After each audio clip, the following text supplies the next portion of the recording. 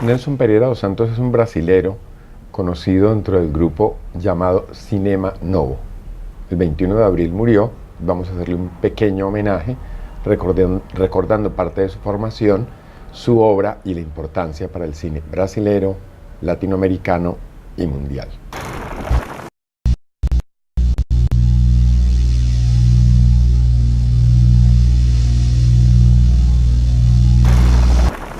Lo primero, el 21 de abril del 2018 muere Nelson Pereira dos Santos, un hombre que había nacido en octubre de 1928, que inicialmente se forma o empieza una formación de abogado que al final no termina. Incluso de manera jocosa él dice que huyó de San Pablo, donde vivía, para Río de Janeiro, huyendo de los deseos de sus padres de que él terminara la carrera de Derecho.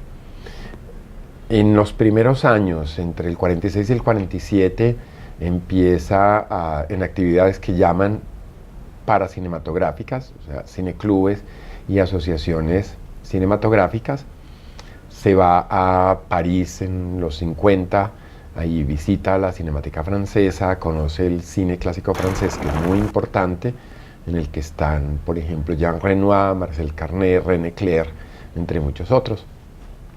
Y viajará también al Centro Experimentale di Cinematografía de Roma, donde se había generado el movimiento neorrealista en la década de los mediados de los 40, durante la final de la Segunda Guerra Mundial.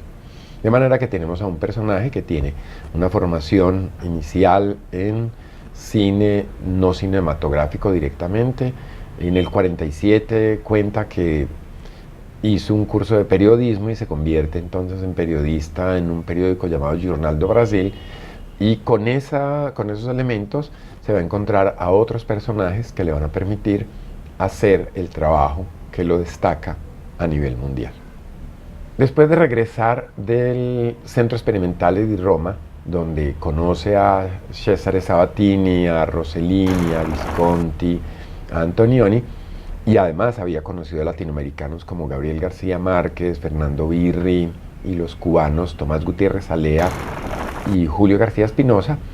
Entonces empieza una actividad cinematográfica inicialmente con documentales, escribe una obra que se llama Río 40 grados. Esto lo hace después de viajar a Río de Janeiro, donde empieza a trabajar en la industria, una industria que ellos consideraban algo así como colonizada, es decir, una industria que no tenía una actividad muy propia. Había un intento de producción brasilera que se llama Vera Cruz, que habían traído a un gran director de apellido Cavalcanti, que estaba viviendo en Europa, conocía la avant-garde francesa y el cine documental inglés. Entonces lo contrataron. Él al final, cuando llega a Brasil, encuentra que la propuesta no le interesa mucho, pues trabaja un tiempo, la empresa da quiebra, y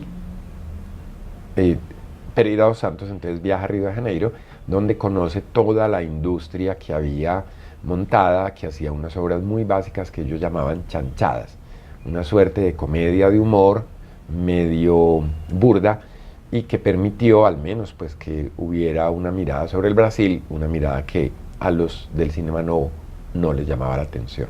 Y empieza a escribir, reitero, un guión que va a filmar entre el 54 y el 55, que se llama Río 40 grados.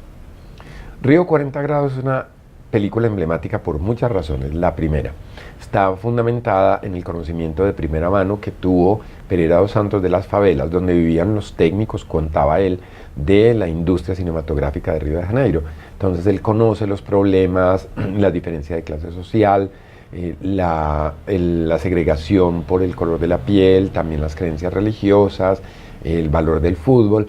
Y Río 40 grados se convierte entonces en una película sobre el Río de Janeiro, que no es el que los turistas conocían ni está asociado al carnaval. Esa película se considera que es un predecesor directo del movimiento Cinema Novo, y el movimiento va a estar conformado por muchos directores, pero esta película se considera que es efectivamente la más importante. Hasta donde sé, las copias que conseguimos son de baja calidad, de manera que si pueden verla van a tener la impresión de que tiene muchos errores técnicos que no podría asegurar que se deban justamente a impericia, más bien es a las copias que conseguimos. Río no era la única película que él pretendía hacer una trilogía, alcanzó a escribir y filmar Río Zona Norte, que parece que era de otra clase social, estaba intentando poner 3 clases, y tenía pensado filmar Río Zona Sur, que al final nunca termina. Le toca entonces volver al periodismo. Se había formado una estrategia que era la cooperativa era la reunión de voluntades, de capitales, de conocimiento que tenían todos estos cineastas en ciernes. Muchos venían del periodismo, de la ingeniería, incluso del derecho. Ninguno o pocos estaban formados en escuela, con lo que esta cooperativa funcionaba muy bien. Y nace entonces el movimiento Cinema Novo, que tiene como lema, es un lema de Glauber Rocha, una cámara en la mano, una idea en la cabeza. Eso implicaba que podía tener problemas técnicos, pero lo importante es que mostrara lo que esperaban mostrar y que fuera un país más cercano al país mismo, no un Brasil elaborado y edulcorado para los extranjeros. Trabaja con Glauber Rocha en la película Dios y el Diablo en la Tierra del Sol, haciendo parte del montaje. En sus cortos de inicio él había hecho casi todos los elementos, de manera que tenía una formación práctica ya muy sólida, sobre todo para trabajar con Glauber Rocha. Cuenta que estuvo unos 5 o 6 años fuera de la actividad cinematográfica y hace, después de Río Zona Norte, y en el 63 filma Vidas Secas, inspirado en una novela, una película que habla efectivamente de las dificultades de los campesinos en la zona más pobre de Brasil, que es el nordeste brasilero, conocido en español como el Sertón, algo así como el Sertao. Y lo que hace Nelson Pereira es aquí usar primero el sertón, que va a ser el símbolo de todo el movimiento, y la idea de una cámara en la mano, una idea en la cabeza, que van a ser como los que guíen todo su trabajo. En el año 64 hay un golpe de Estado, la censura militar se agudiza, ya había habido eventos anteriores en otros momentos con otros gobiernos, pero esto hace que él se aleje un tiempo. Sin embargo, con Vidas Secas va a recibir un premio dentro de las secciones del Festival de Cannes, premio que también repetirá en la década del 80 con Memorias de la Cárcel, inspirado en un libro de Graciliano Ramos, que también recibió premio en La Habana. Está considerado Pereira dos Santos como el padre del Cinema Novo, más que por ser el más importante, es por la edad, porque es muy difícil determinar si es más importante que Glauber Rocha, pero se consideraba el padre del Cinema Novo.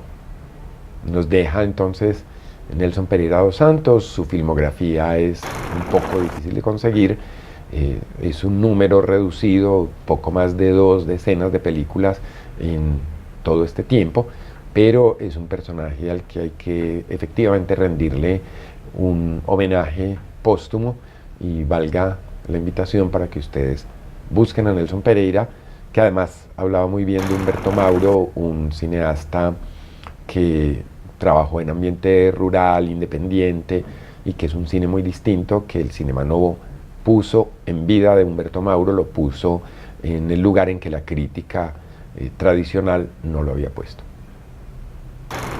De nuevo los invitamos a suscribirse a nuestro canal en YouTube, a seguirnos en Facebook y a dejarnos sus comentarios.